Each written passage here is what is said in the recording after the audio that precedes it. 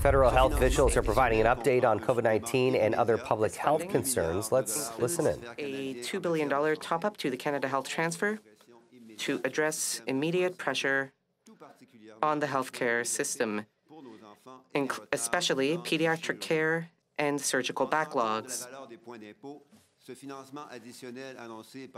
This additional funding, combined with tax maneuvers,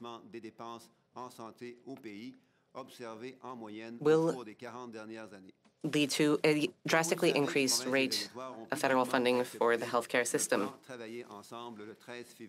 On February 13th, provinces and territories agreed to the plan. Since that time, my colleague Dominique LeBlanc and I have met with provincial premiers and health ministers, as well as premiers and health ministers of territories. Following those meetings,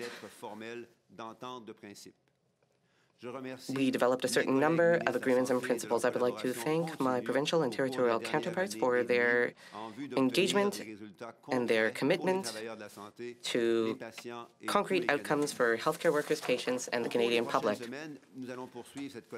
Over the next few weeks, we will continue working together to put the finishing touches on action plans covering the first 3 years of the agreements in principle. As we continue to make unprecedented investments in the health of Canadians, our government will always protect the principles of Medicare enshrined in the Canada Health Act.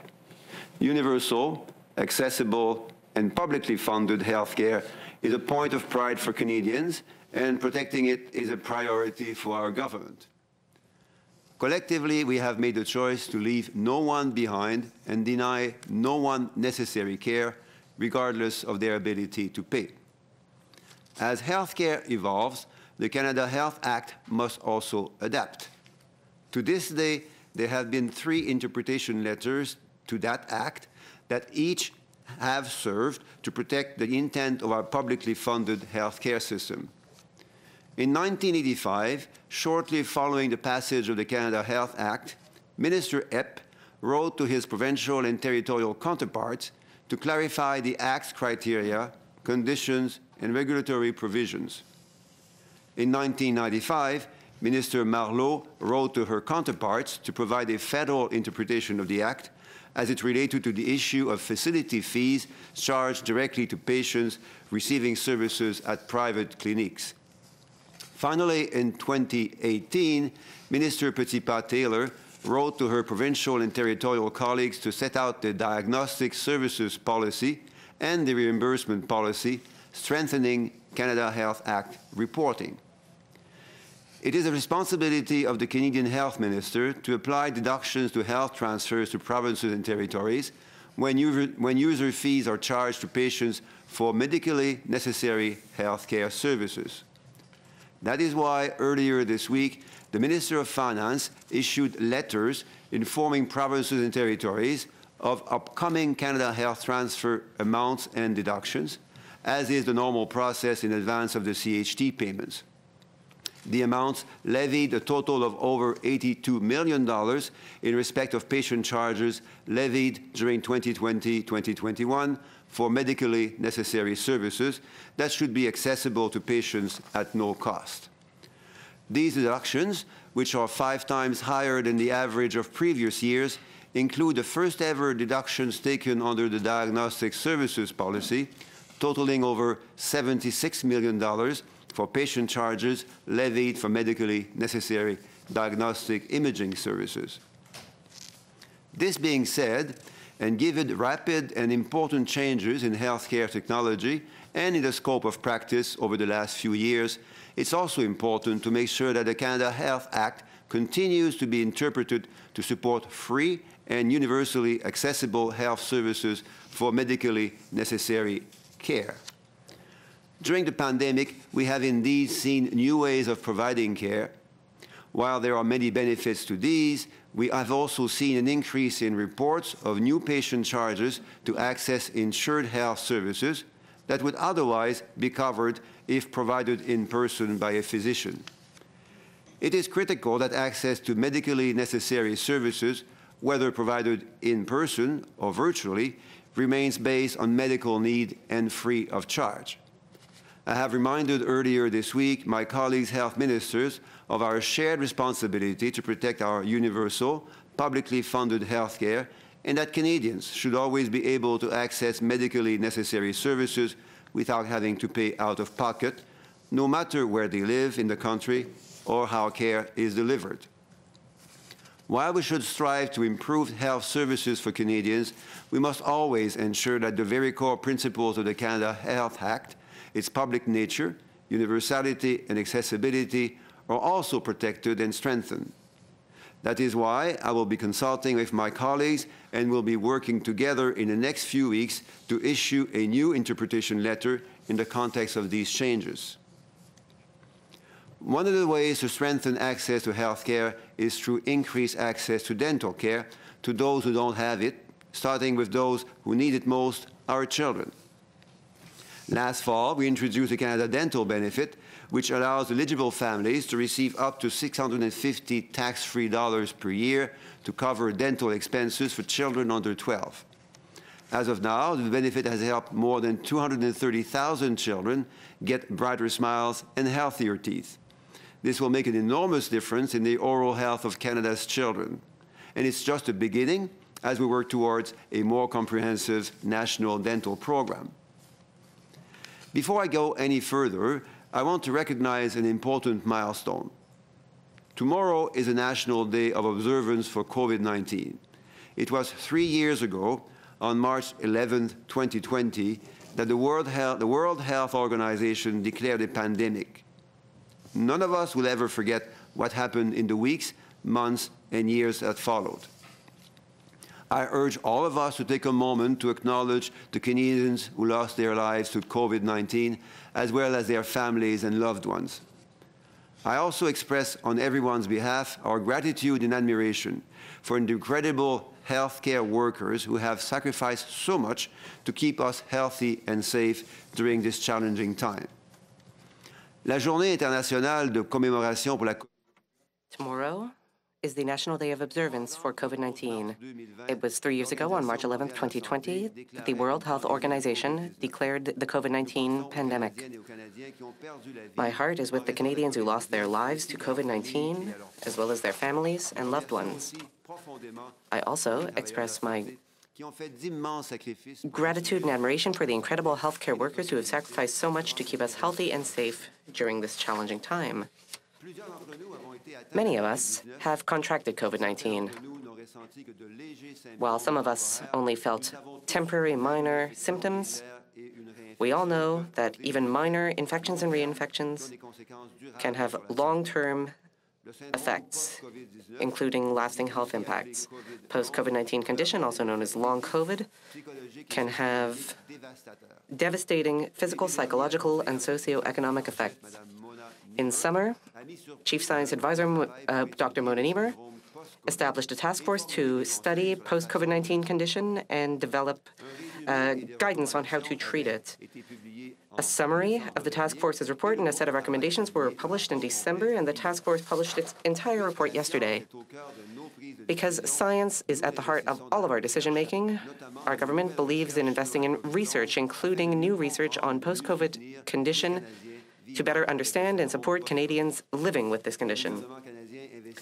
Our government has invested $20 million through the Canadian Institutes of Health Research to establish the Pan-Canadian Research Network on Post-COVID-19 Condition. This network, which is named Long COVID Web, will put more than 300 researchers in touch with Canadians with lived experience of long COVID. This will help to develop more precise diagnoses, treatments, and rehabilitation strategies. What is more, the Public Health Agency of Canada has invested $9 million in Cochrane, Canada, and the grade centers at McMaster University to develop clinical practice guidelines on post-COVID-19 condition. These guidelines will help healthcare professionals to identify and treat Canadians living with post-COVID-19 condition. I will now yield the floor to Drs. Tam and New. Thank you. Bonjour à toutes et à tous. Tomorrow everyone. marks 3 years since the WHO Director General first characterized COVID-19 as a pandemic. Reflecting back on these years, we are reminded of the challenges and sacrifices we've endured, including grieving so many lives lost due to and during COVID-19 under difficult circumstances. With a view forward, we are now taking stock of where we are today, including assessing the patterns and ongoing impact of COVID-19 on our population and health systems. The many actions we took together had an important impact in slowing spread and reducing severe outcomes of COVID-19. Modeling data has indicated that Canada's experience with COVID-19 could have been much worse. However, COVID-19 has still had an enormous impact over the past 3 years. Since January 2020, when the first cases were reported in Canada, we have experienced multiple waves of COVID-19, resulting in millions of cases, leading to over 51,000 deaths to date. The scale and duration of this unprecedented health event catalyzed a whole-of-society response that has tested the resilience and fortitude of each of us. We are now at a point in Canada where COVID-19 activity has reached a relatively steady state. In recent months, there have been no distinct variant-driven waves, such as the well-defined Alpha, Delta, and initial Omicron waves seen previously. Likewise, over the past 6 to 8 months, COVID-19 hospitalizations have been relatively stable despite the ongoing spread of Omicron subvariants. ICU admissions and deaths have also stabilized. Population immunity, estimated using regular antibody studies, is currently high and relatively stable. This level of immunity is also approaching a steady state due to the combined effect of our overall high vaccine uptake and infection-acquired immunity. However, as population immunity levels fluctuate, disease activity may also vary. While uncertainty remains about the seasonal patterns of COVID-19, the current trend suggests we may not see any major waves in the coming months as we prepare for a potential fall and winter surge. Together with international partners, we will also continue to monitor the situation closely and specifically watch for the emergence of significantly immune-evasive strains. A steady state does not mean that COVID-19 won't have serious immediate and lingering impacts. COVID-19 hospitalizations remain at relatively steady levels, but continue to have a significant impact on our healthcare systems. Likewise, there is a continued disproportionate impact on older and immunocompromised populations. We also know that COVID-19 infection can affect chronic disease rates, and that post-COVID-19 condition, or PCC, also known as long COVID, is also a significant public health challenge, as underscored by Dr. Niemer's recently published PCC Task Force report. To address these challenges, it will be important to be vigilant and employ prudent, risk-based use of preventive measures as we continue to learn about the longer-term impacts and optimal vaccine strategies and treatments. The Public Health Agency of Canada's work to support clinical practice guidelines on PCC and the Canadian Institutes of Health Research's new funding to establish a pan-Canadian post-COVID-19 condition research network exemplifies some of the tangible steps being taken towards improved management and mitigation of COVID-19's longer-term impacts. Going forward, we expect ongoing circulation of SARS-CoV-2 virus, but with the availability of effective preventive measures and treatments, we will be able to manage COVID-19 in a more sustainable manner. On March the 3rd, the National Advisory Committee on Immunization, or NACI, released COVID-19 booster recommendations for the upcoming spring.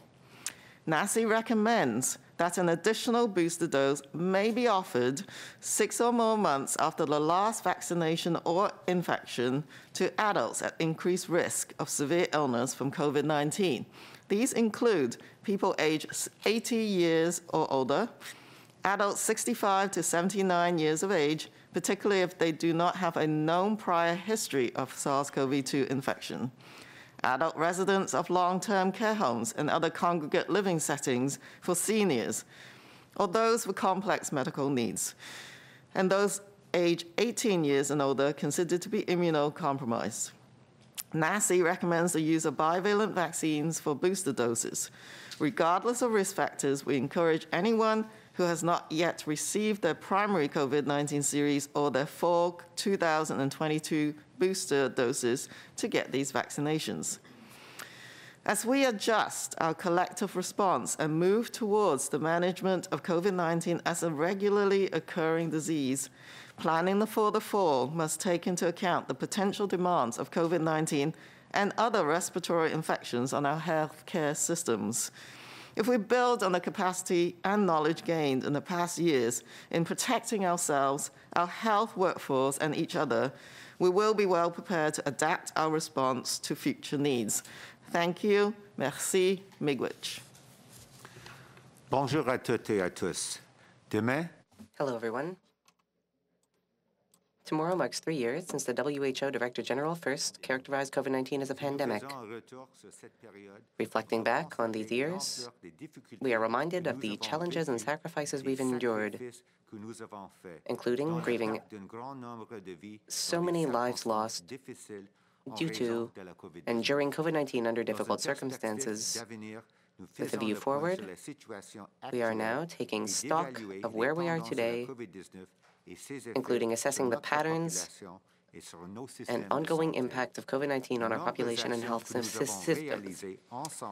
The many interventions we took together had an important impact in slowing spread and reducing severe outcomes of COVID-19. Modeling data has indicated that Canada's experience with COVID-19 could have been much worse. However, COVID-19 has still had an enormous impact over the past 3 years. Since January 2020, when the first cases were reported in Canada, we have experienced multiple waves of COVID-19, resulting in millions of cases, leading to over 51,000 deaths to date. The scale and duration of this unprecedented health system catalyzed a whole-of-society response that has tested the resilience and fortitude of each of us. We are now at the point in Canada where COVID-19 activity has reached a relatively steady state. In recent months, there have been no distinct variant-driven waves, such as the well-defined Alpha, Delta, and initial Omicron waves seen previously. Likewise, over the past 6 to 8 months, COVID-19 hospitalizations have been relatively stable despite the ongoing spread of subvariants. ICU admissions and deaths have also stabilized. Population immunity, estimated using regular antibody studies, is currently high and relatively stable. This level of immunity is also approaching a steady state due to the combined effect of our overall high vaccine uptake and infection-acquired immunity.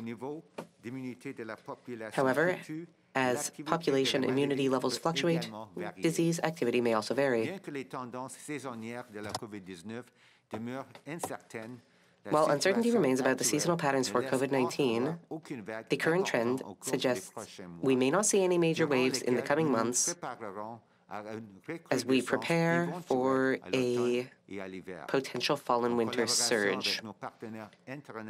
Together with international partners, we will also continue to monitor the situation closely and specifically watch for the emergence of significantly immune-evasive variants. A steady state does not mean that COVID-19 won't have serious, immediate, and lingering impacts. COVID-19 hospitalizations remain at relatively steady levels, but continue to have a significant impact on our healthcare systems. Likewise, There is a continued disproportionate impact on older and immunocompromised populations. We also know that COVID-19 infection can affect chronic disease rates, and that post-COVID-19 condition or long COVID is also a significant public health challenge, as underscored by Dr. Niemer's recently published PCC task force report.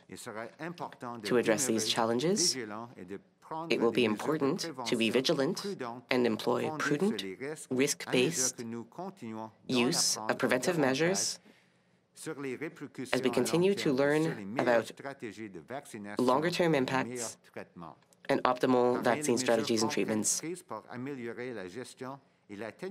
Among the tangible steps being taken towards improved management and mitigation of COVID-19's longer-term impacts, we can note the Public Health Agency of Canada's work to support clinical practice guidelines on PCC and new funding to establish a pan-Canadian post-COVID-19 condition research network through the Canadian Institutes of Health Research. Going forward, we expect ongoing circulation of the SARS-CoV-2 virus, but with the availability of effective preventive measures and treatments, we will be able to manage COVID-19 in a more sustainable manner. On March 3rd, the National Advisory Committee on Immunization, or NACI, released COVID-19 booster recommendations for the upcoming spring. NACI recommends that an additional booster dose may be offered 6 months or more after the last vaccination or infection to adults at an increased risk of severe illness from COVID-19. These include people aged 80 years or older, adults 65 to 79 years of age, particularly if they do not have a known prior history of SARS-CoV-2 infection, adult residents of long-term care homes, and other congregate living settings for seniors or those with complex medical care needs, and those aged 18 years and older considered to be immunocompromised. NACI recommends the use of bivalent vaccines for booster doses. Regardless of risk factors, we encourage anyone who has not yet received their primary COVID-19 series or their fall 2022 booster to get these vaccinations. As we adjust our collective response and move towards the management of COVID-19 as a regularly occurring disease, planning for the fall must take into account the potential demands of COVID-19 and other respiratory infections on our healthcare systems. If we build on the capacity and knowledge gained in the past years in protecting ourselves, our health workforce, and each other, we will be well prepared to adapt our response to future needs. Thank you. Merci à vous trois. On va commencer avec les Thank you to the three of you. We'll start with questions here in the room, starting with David from the CBC. Good morning, everyone. CBC's health unit has done some reporting that shows for-profit surgical clinics are charging Canadians, Minister Duclos, $20,000 to $30,000 for hip replacement surgeries and knee replacement surgeries. They get around this ban by charging for medically necessary care by having the patient travel to different provinces for this operation. So 2 questions to you, Minister Duclos. Is this in keeping with the Canada Health Act, and will you be looking at cracking down on that? Thank you. And A, we are aware of that. B, we are preoccupied with that. And C, we will address that in conversations with my colleagues, health ministers. Clearly seen and felt that there is such a loophole in the Act, which has been there for many, many years. It's impacting the ability of people to have access to surgery. It is obviously imposing fees for those who do have access to a surgery. So yes, we are mindful of that, and we are going to work on that. And to you, Mr. Duclos, again, why did the Prime Minister say spending more taxpayer money on for-profit clinics is innovative? Because we're wondering this because it's been done for years. It doesn't seem to have solved wait times, and there is some evidence that shows it increases waits overall and leads to worse outcomes.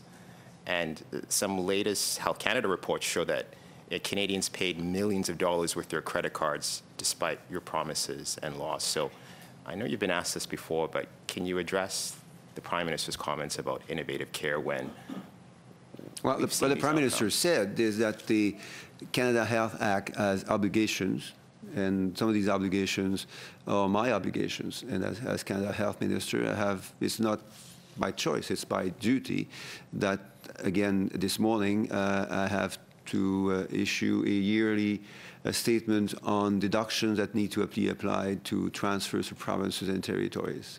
Now, these deductions are there to protect Canadians that have to pay for medically necessary services. When it comes to the delivery of care through private delivery, and we know that the private sector delivery of healthcare in Canada has a long history. Physicians are self-employed workers. They are privately operating in Canada. They will be operating privately for years to come. The same thing for pharmacists and other healthcare workers. The way in which healthcare is provided in provinces and territories is the jurisdiction and responsibility of provincial health ministers. Whether people pay for those services is something that is part of my responsibility. And as in that context, that's why I'm announcing this morning that there will be increased deductions to transfers made to provinces and territories, and then there will be a new interpretation letter issued in a few weeks from now to deal with the fact that although we have seen great progress over the last few years, in part due to COVID-19 on virtual care and ways to amend the scope of practice to make workers work better together, to give more responsibility to important healthcare providers like nurse practitioners and physician assistants. Although this is all good news, there are risks that we see when these beneficial changes to how we use technology and workers comes with payments that people must make when they are not using the healthcare services in person by a traditional physician. And that's why this interpretation letter will be built and will be issued in a few weeks from now. Marie Vastel, Le Devoir. Bonjour, Monsieur Duclos. J'aimerais continuer là-dessus sur vos lettres. I'd like to follow up on your announcement about a letter. You have signed agreements and principles, so new healthcare agreements with almost all provinces except Quebec. A few days later, you announced increased deductions to healthcare transfers. I understand where this is coming from, but the timing raises eyebrows. What is your response to people who are asking questions about this series of events? I have a legal obligation as Health Minister to enforce the Canada Health Acts. This isn't a choice I'm making. It's part of my duty. It's my yearly responsibility. I need to announce deductions. These deductions recognize the economic burden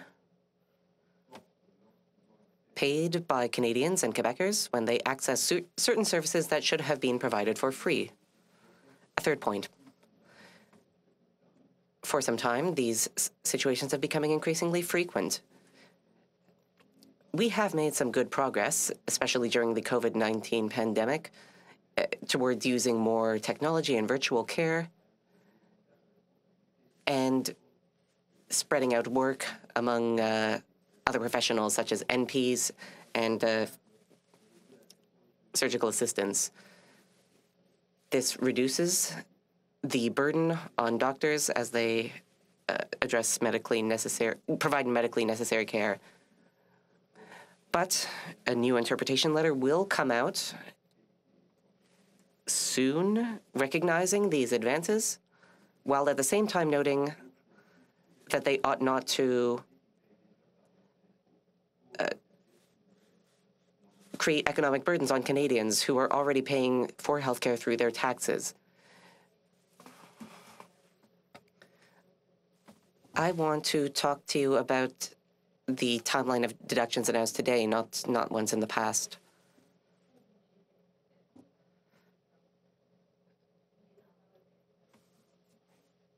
I understand that there are certain obligations, but this comes just a few days after the announcement of agreements in principle. Are you worried that this timing will have a negative impact on the ability to sign an agreement with Quebec? 2 points. First, we always announce deductions in March towards the end of the fiscal year. This lines up with the time transfers are provided. As a second point, we are faced with a great opportunity. Per the Canada Health Act, provinces can see the deductions refunded if there are changes in the healthcare system. So if we look at Quebec specifically, Quebec could have these deductions refunded at some point in the next 2 years if they make changes to avoid people paying for medically necessary care. Over the past 2 years, BC has already made amendments to its billing system, and the deductions affecting BC have been reduced in size.